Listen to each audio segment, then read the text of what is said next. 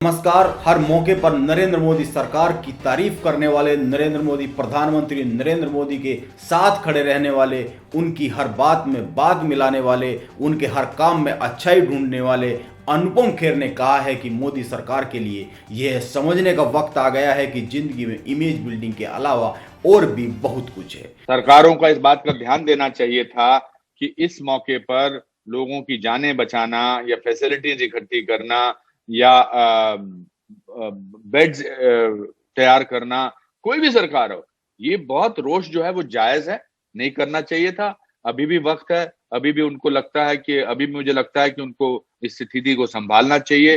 देखिए, लोग ही चुन को उनको उस स्थिति पर लाए हैं, चाहे वो प्रदेश की सरकार है, चाहे वो सेंटर की सरकार है।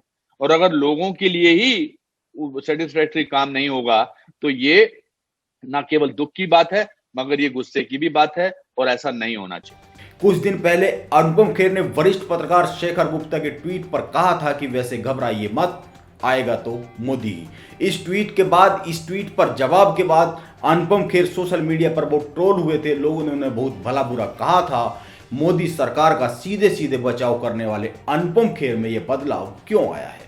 उन्होंने एनडीटीवी से बात की है। उन्होंने एक सवाल के जवाब में कहा है कि आप उस इंसान को दिलासा कैसे देंगे जिसका कोई अपना ऑक्सीजन, दवाई या इलाज न मिलने की वजह से चला गया हो? आप उसे कैसे समझाएंगे? ऐसे वक्त में गुस्सा आना, दुखी होना और खुद को बेबस महसूस करना स्वाभाविक ही है। ऐसे होना भी चाहिए।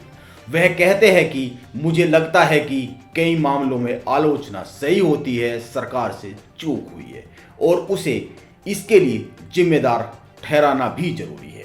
सरकार को इस वक्त उन लोगों के लिए काम करना चाहिए जिन्होंने उसे चुना है। हालांकि मुझे लगता है कि किसी दूसरी पार्टी का इसे अपने फायदे के लिए इस्तेमाल करना भी सही नहीं है।